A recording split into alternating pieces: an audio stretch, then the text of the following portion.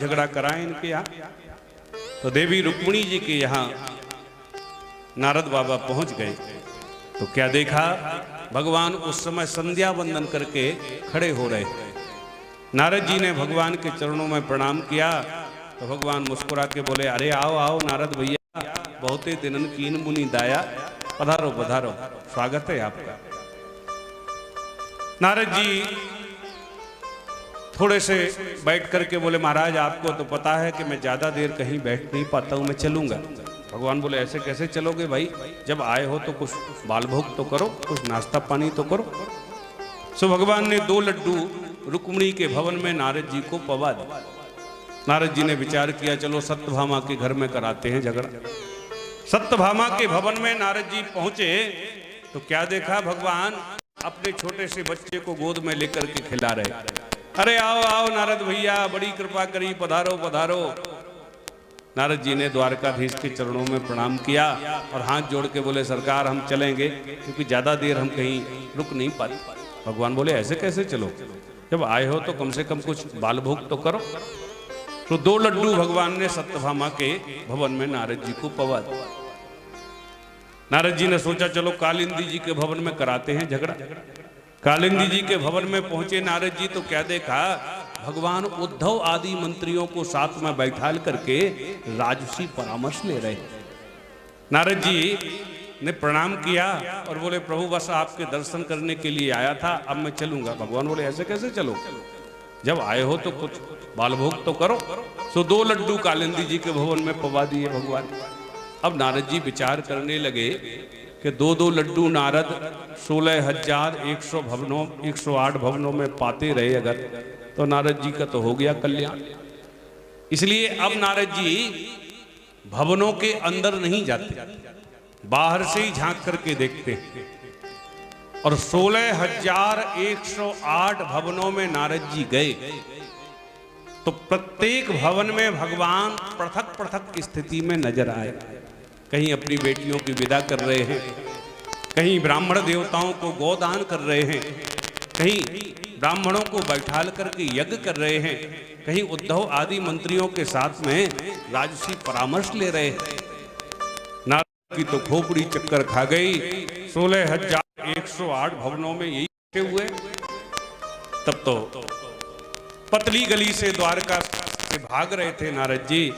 इतने में क्या देखा, सामने से एक देवी चली आ रही, पर उस देवी की चाल मर्दानी है। जैसी वो देवी नारद जी के बगल से निकली कि घूंघट के अंदर से आवाज आई, नारद। तो आवाज की ध्वनि एकदम द्वारकाधीश के समान सुनाई दे। नारद जी चौंके, द्वारकाधीश की आवाज कहां से आई। तब तो जैसे ही उस देवी ने घूंघट खोला तो क्या देखा कि सचमुच द्वारकाधीश ही थे। नारद जी बोले, प्रभु आप। हाँ नारद, कभी कभी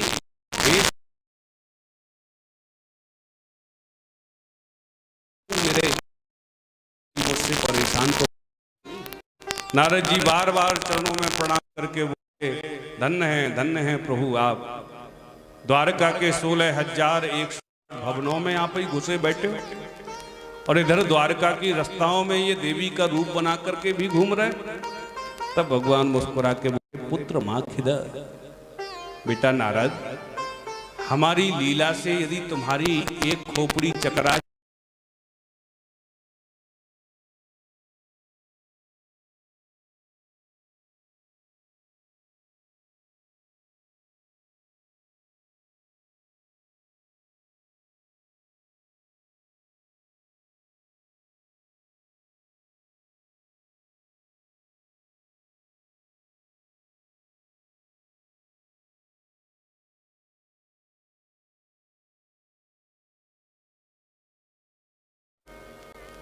और रुक्मिणी जी के भवन में भगवान बैठे थे तो भगवान को वह पारिजात कल्प वृक्ष का पुष्प द्वारकाधीश को नारद जी ने दे दिया। श्री नारद द्वारकाधीश प्रभु ने देवी रुक्मिणी को दे दिया। देवी, ये कल्प वृक्ष का पुष्प है, कभी नहीं मुरझाता। तब तो देवी रुक्मिणी ने उस कल्प वृक्ष के पुष्प को अपनी चोटी में गूंथ लिया। नारद जी तो कौतुकी है, सत्यभामा जी के यहां गए और सत्यभामा जी से बोले देवी। सत्यभामा जी ने प्रणाम किया, पूछा बाबा कहां से आए हो? नारद जी बोले देवी अभी अभी स्वर्ग से आ रहा हूं। सत्यभामा जी बोले अच्छा महाराज, मैंने सुना है स्वर्ग तो बड़ा अद्भुत है। हाँ हाँ देवी बड़ा अद्भुत है। तो महाराज वहां कल्पवृक्ष है? हाँ कल्पवृक्ष है, उसके पुष्प कभी नहीं मुरझाते। नारद जी बोले कभी नहीं मुरझाते, देखना चाहती हो तो मैं लेके आया था। देवी रुक्मिणी की चोटी में गुथा हुआ है वह पुष्प, आप दर्शन अवश्य करिएगा। अब तो महाराज सत्यभामा जी के गाल फूल गए। जैसे ही द्वारकाधीश प्रभु सत्यभामा जी के भवन में आए कि द्वारकाधीश से बातें ही नहीं करती हैं सत्यभामा जी, क्योंकि मायके से 20 भार सोना आता है प्रतिदिन। अरे प्रभु आप मुझसे कपट का व्यवहार करते हो। भगवान बोले देवी क्यों? वो कल्पवृक्ष का पुष्प मुझे दे देते तो क्या बिगड़ जाता? ओहो भगवान बोले ये बात है, नारद जी आए थे क्या? हाँ वही तो बता के गए, नहीं तो मुझे तो पता ही न चलता। भगवान हंस के बोले देवी घबराओ मत, देवी रुक्मिणी को तो केवल मैंने पारिजात का पुष्प दिया है, तुम्हारे लिए तो पूरा कल्पवृक्ष ही लेके आने वाला हूं मैं। तब देवी सत्यभामा प्रसन्न हुई। अब जैसे ही समय मिलता है तो तुरंत द्वारकाधीश प्रभु चलो प्रभु स्वर्ग चलो, अब लाओ कल्पवृक्ष। तब एक दिन मेरे गोविंद सत्यभामा जी को साथ में लेकर के स्वर्ग पहुंचे तो इंद्र ने अपनी भामनी इंद्राणी के साथ में गोविंद का स्वागत किया और पति पत्नी दोनों साथ में लेके द्वारकाधीश को स्वर्ग का दर्शन कराने के लिए गए। सारे स्वर्ग का अवलोकन भगवान ने किया और जैसे ही कल्पवृक्ष का दर्शन किया तो महाराज सत्यभामा जी ने देखा तो भगवान को इशारा करने लगे, प्रभु अब मांगो ना, कल्पवृक्ष लेके तो चलना है। इंद्र हाथ जोड़ के बोला सरकार इस स्वर्ग की कोई वस्तु आपको अच्छी लगी हो तो यहाँ की निशानी के रूप में आप लेके जाइएगा।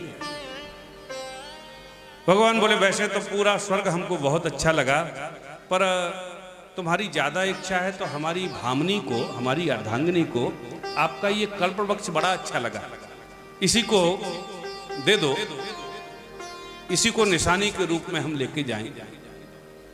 इंद्र बोला जो आज्ञा महाराज, जो आपका आदेश हो महाराज। इंद्र ने जो आज्ञा कहा कि इंद्राणी ने तुरंत इशारा कर दिया। ऐसे तो आए दिन कोई ना कोई स्वर्ग में आता रहता और एक एक चीज स्वर्ग की देते रहे तो स्वर्ग तो पूरा खाली ही हो जाए। कल्पवृक्ष लेकर के द्वारकाधीश चले जाएंगे तो मैं किसके पुष्पों से अपना श्रृंगार करूं? जो इंद्राणी ने रोक दिया तो इंद्र तुरंत बात घुमाता हुआ बोला वो क्षमा करें प्रभु, मैं आपको कल्पवृक्ष तो नहीं दे सकते।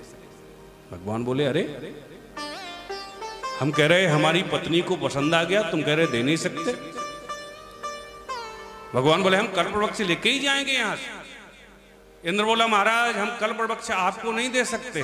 तब तो द्वारकाधीश प्रभु कुपित हो गए, बोले हम कल्पवृक्ष लेके ही जाएंगे, तुम्हारी यदि हिम्मत है तो रोक के दिखाओ।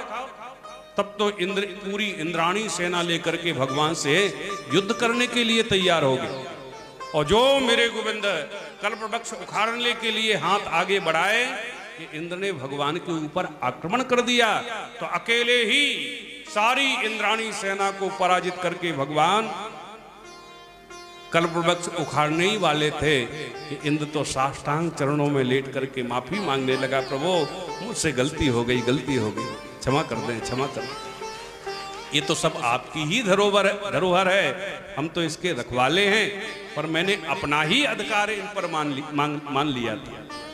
तब भगवान की गुस्सा शांत हुई। भगवान बोले अब अपराध तो तुमने किया है, दंड यह है कि कल्पवृक्ष तो लेके हम जाएंगे, पर अब इस कल्पवृक्ष को तुम ही सत्यभामा जी के भवन में स्थापित करके आओगे, हमारा आदेश। इंद्र बोले जो आज्ञा। तब इंद्र स्वयं पारिजात कल्पवृक्ष लेकर के आए और सत्यभामा जी के भवन में स्थापित करा दिया। बोलो राधे राधे। अब एक दिन